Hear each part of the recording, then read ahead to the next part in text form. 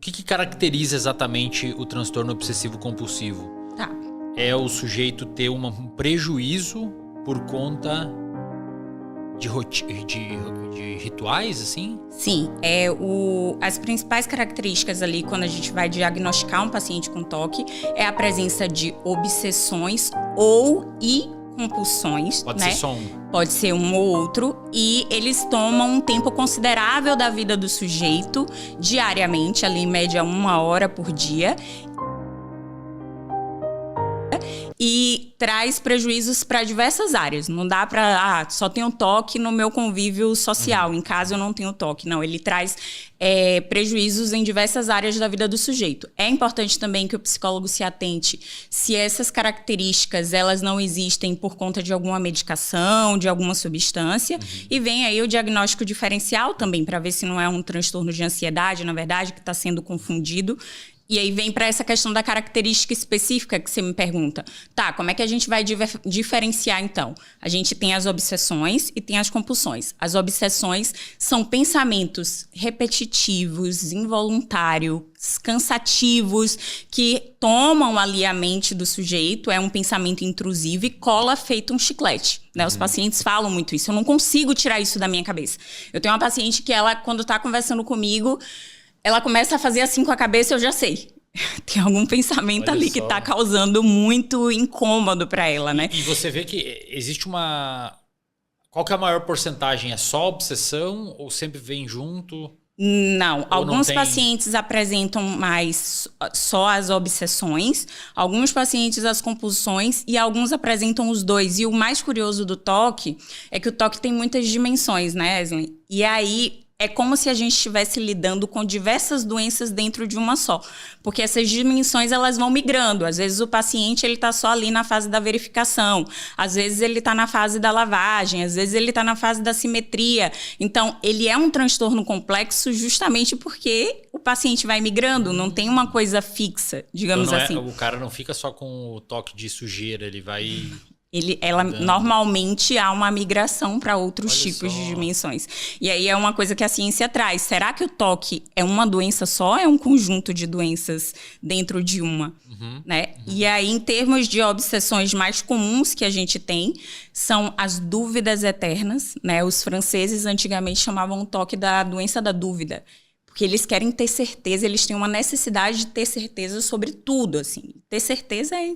Sim, possível, sim. né? Só que para nós que não temos TOC, é tranquilo, tá bom? Não sei se vai dar certo aqui o podcast com ele. Deixa eu te falar um negócio, Kemi. Eu tenho uma pira. Eu não tenho toque. Talvez eu tenha traços. Porque, assim, eu tenho uma pira, assim, muito... Se você perguntar pra minha noiva, ela vai explicar com mais propriedade. Eu tenho uma questão com agenda, entendeu? Vou te dar um exemplo. Um exemplo que aconteceu ontem. Hoje de manhã eu tenho que correr 12 km. Amanhã eu vou dar uma palestra em Balneário Camboriú. E normalmente eu faria o meu longão amanhã de corrida. Só que eu vou fazer hoje, depois do podcast. Só que eu ia fazer de manhã. Aí ontem eu deitei e dormi, 9h30 da noite mais ou menos. Aí eu fiquei assim... Falei, cara, amanhã de manhã eu tenho que acordar 5 pra fazer o longão, porque depois eu tenho reunião, não sei o quê. Aí eu decidi não fazer o longão de manhã. Eu levantei da cama, fui no meu escritório, abri o computador e mudei na agenda. Eu não precisava ter feito isso, cara. E é assim com tudo. Se eu tô num lugar e eu mudo alguma... Claro que não tô pedindo um diagnóstico aqui, né? Eu tô te dando um rolê de certeza. Eu preciso mudar a tarefa na agenda, senão eu não consigo prestar atenção no negócio. Mas... Você tem noção que eu não consigo prestar atenção? Tipo, se eu tô aqui com você, eu falo assim, não vou correr mais hoje depois do podcast, vou amanhã que é melhor. E você tá falando, eu tiro aqui, ó, eu mudo na agenda e eu boto aqui, porque eu me sinto seguro. Parece que me dá uma segurança. Aí a gente precisa avaliar até que ponto isso não é uma ansiedade ou uma sim. cobrança excessiva. Mas é isso no volume máximo. No volume máximo. Mais ou menos. É extremamente exagerado, é um sofrimento muito grande. Um exemplo de obsessão. A gente tem como as obsessões mais comuns pensamentos blasfemos, né, relacionados à religião, a questões sexuais. Eu tinha um paciente que ele, às vezes, tinha alguns pensamentos da possibilidade dele... Ele quando estava excitado, ele pensava em homens. Tá? Só que, Kemi, o que é que caracteriza? Porque pode chegar um paciente falando isso e, de fato, sei lá, o paciente não se aceita ou algo do tipo. O que diferencia o paciente que tem toque de um paciente que talvez não aceite, por exemplo, aquele pensamento, é a relação prazer-sofrimento. O paciente que ele tem toque, ele sofre com aquilo, sabe? Então, é um paciente que fica muito mal. Não tem assim, em alguns momentos ele sente um tesão naquilo ali que ele tá falando. Não, ele sofre muito com aquilo. Então, essas obsessões mais comuns seriam relacionadas já a conteúdos sexuais, essa dúvida interminável que eu estava te falando, né? Você falou dessa situação agora, um paciente com toque iria me perguntar e iria continuar insistindo nisso. Entendi. Não, peraí. Mas deixa eu entender isso aqui melhor. Ele precisa ter certeza absoluta daquilo. Sabe? Ele tá aqui conversando com você, ele te diz assim, Eslin, eu te falei alguma coisa estranha? Entendi. Se eu te perguntar isso agora, você vai me dizer, não, Kemi, você não falou nada estranho, a gente vai seguir com o podcast. O paciente com toque, ele vai me perguntar várias vezes. Peraí, não, mas deixa eu ter certeza. Entendi. E aí ele sai daqui e ferrou, fica com isso o dia inteiro. E ele fica o dia todo ruminando com relação àquilo. Talvez por isso que era muito confundido com ansiedade, realmente, né? Exatamente. Imagino que deve existir uma sobreposição grande, né? O cara com toque tem transtorno de ansiedade também, deve ter uma tem a comorbidade, sim, é uma comorbidade, uma das comorbidades mais comuns. Então, a gente tem a obsessão, né? Que seria esse pensamento chiclete ali, que cola na mente do paciente. E aí, em resposta a essa obsessão, na maioria dos casos, a gente tem uma compulsão. Essa compulsão, diferente da obsessão, ela é voluntária, é um processo de escolha, né? O paciente escolhe agir de determinada maneira, visando reduzir aquela ansiedade, aquele sofrimento, aquele desconforto. Tipo, pegar o celular e anotar na agenda. Seria o... Eu sinto que você quer que eu te dê um diagnóstico.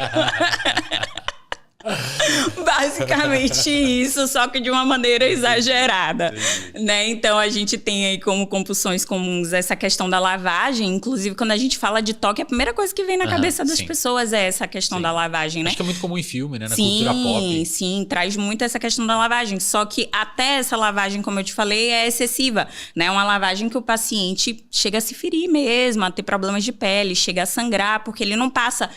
o paciente demora demais no banho, 30 minutos? Não, ele demora 4, 5 horas tomando banho. Uma vez eu atendi um paciente com toque que ele tinha que... Era exatamente isso, tipo, antes do banho, ele passava álcool em gel no banheiro inteiro, era um negócio complicadíssimo, assim, um turno da manhã, da semana, todas as manhãs era para tomar banho, era bem complexo.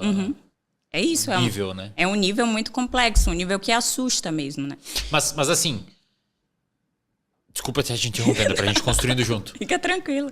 O cara, quando lava, ou vai lá conferir se desligou o fogão, de forma, né? Ou fica perguntando se deu alguma coisa errado, ele fica meio que, tipo, a obsessão aumenta a ansiedade, ele faz um comportamento, o comportamento reduz a ansiedade. Funciona. Dá uma sensação de alívio. E o problema é esse. O problema dele manter esse ritual é que ele vai reforçando essa ideia no cérebro, né? Pô, me causou alívio, por que é que eu não vou fazer? E aí a gente, entrando já, fazendo o link com o próximo fator que eu ia falar relacionado ao toque, são as compulsões mentais. As compulsões mentais, a gente fala pouco dela nas redes sociais, mas elas são as piores, ao meu ver, assim. Por quê? Porque são compulsões que não são visuais. Se o terapeuta, ele não fizer uma anamnese bem assertiva, ele não fizer as perguntas corretas, ele não vai identificar. E, normalmente, a própria família e o paciente têm uma dificuldade em identificar que existe um problema ali, porque o que são essas compulsões mentais? Rezar, por exemplo. Rezar de maneira excessiva. Ou pegar um pensamento negativo e transformar em um pensamento positivo. O que tem de mal em rezar? Não, eu tô com uma sensação estranha, eu vou rezar o dia inteiro. Tá, o que tem de tão grave assim? Então, esse paciente, ele reza, ele sente a sensação de alívio e ele não consegue perceber que existe algo disfuncional, problemático ali naquela relação. Então, a compulsão mental, ela costuma ser a que dá mais trabalho pra gente identificar dentro do setting terapêutico, e ela é uma das principais responsáveis pela demora dos pacientes para buscar ajuda terapêutica. Existe um estudo científico que ele mostra que do aparecimento dos sintomas até esse paciente receber o diagnóstico de toque leva em média 11 anos. Caramba, cara. O bipolar, uma vez eu li um que mostrava que era 15. Olha só. Muito tempo. Muito tempo. Aí, quando se trata de um transtorno que ele não remite com um tempo sem o tratamento adequado, então o paciente vai viver aquele sofrimento ali por muito tempo. E no toque tem um componente, acho que talvez um pouquinho diferente dos outros, porque o paciente ele aprende, né? Isso daí tudo no cérebro vai virando memória, vai fixando. Ele começa a aprender a fazer os rituais. Imagino que quanto mais distante do aparecimento, mais difícil é o tratamento. Mais difícil é o tratamento. Já virou meio que uma rotina, né? Sim, tanto que quando a gente... um paciente que recebe alta, por exemplo, às vezes eles perguntam essa questão quando a gente está trabalhando a prevenção à recaída. Tá, e se eu remitir? E aí a gente precisa explicar a diferença entre remissão e lapso. Né? Que remissão, realmente, eu recaí, preciso retomar o tratamento. E lapso é aquela escorregadinha que eu dou, repito um padrão, mas não é nada grave e retomo o padrão estabelecido pós-terapia.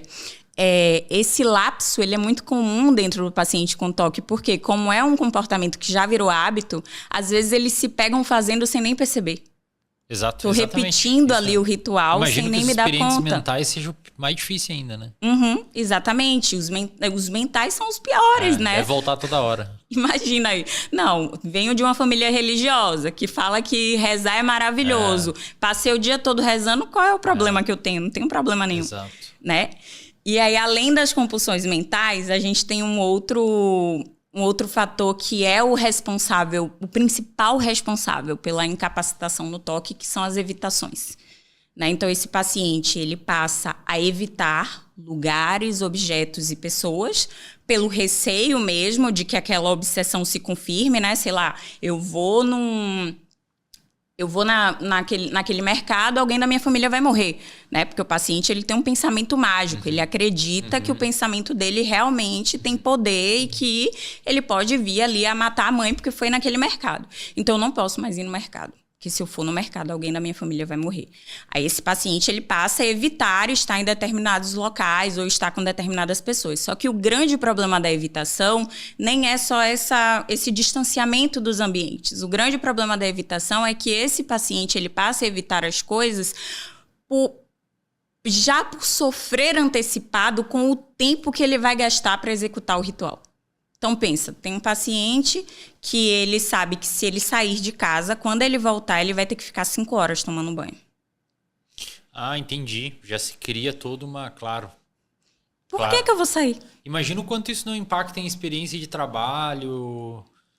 Por exemplo, imagina você veio da Bahia para cá, se você tivesse toque com limpeza, ia ter que pensar, vou ter que passar num hotel, vou entrar no avião, vou para o aeroporto. Esse nem vem. Então começa a te impactar, né? Isso. Vou perder tanto tempo fazendo esse ritual que é melhor não ir. Você falou isso, eu lembrei de uma paciente que ela não fazia xixi fora de casa. Né? Ela dizia que se ela fizesse xixi fora de casa, ela ia engravidar.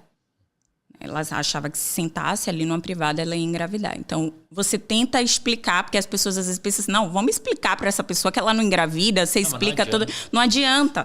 Né? Dentro da cabeça dele existe uma lógica que ele tem certeza que aquilo ali pode acontecer. Então, essa paciente, ela começou ela não fazia xixi nos banheiros públicos. Depois, ela já não fazia xixi nem na casa da família, por exemplo. Então, ela agora só fazia xixi em casa. Ela passou a não beber mais água quando ela precisava sair, porque assim ela não ia precisar fazer xixi na rua. Só que ainda assim, tinha vezes que ela sentia vontade de fazer. Aí, o que é que ela fez? Ela parou de trabalhar, porque quando ela ia para o trabalho, ela tinha que voltar correndo para casa. Inicialmente, o pessoal do trabalho entendeu um pouco o problema dela e deixou ela trabalhar home office. Depois já não dava mais, ela tinha que voltar. E aí, quando ela chega até mim, ela já não está mais saindo de casa. Porque não tinha como. Como é que eu vou sair? Você tinha vontade de fazer xixi, não vou fazer. Né? Então, veja que a evitação, ela acaba sendo a maior causa de incapacitação, porque o paciente deixa de se relacionar com outras pessoas, deixa de trabalhar, deixa de estar em vários ambientes por receio do que vai acontecer. Né? Mas aí, de novo, para evitação, para o contexto, isso aqui acho que é um aprendizado / dica que fica para todo mundo que está em casa aí, pessoal. Geralmente, em qualquer transtorno psiquiátrico, quando a pessoa busca uma ajuda profissional, é quando ela está no pico de incapacidade ou de problema que aquilo ali está gerando. Raramente alguém busca quando está começando ou se sente meio mal e vai buscar ajuda? Geralmente a pessoa espera não ter mais outra saída e busca ajuda. Para nós profissionais da psicologia, por exemplo, somos treinados a tentar resolver o problema e lidar com o problema, manejar o problema mesmo num momento de crise. Só que acho que parte da educação do podcast aqui, parte da nossa missão com a psicologia brasileira e com a sociedade, nesses conteúdos gratuitos, é orientar o pessoal de casa a tentar buscar antes, porque é um favor que você está se fazendo.